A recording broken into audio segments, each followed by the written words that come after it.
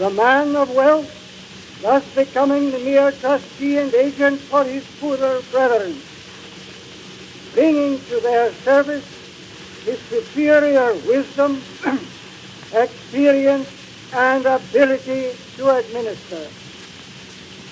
Those who would administer wisely must indeed be wise.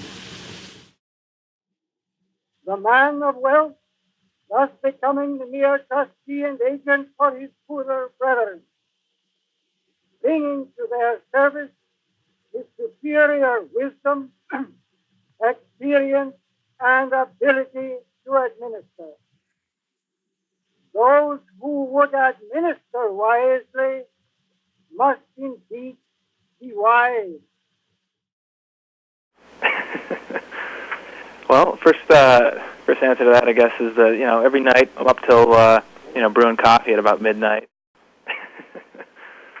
Well, first answer to that, I guess, is that every night I'm up till brewing coffee at about midnight.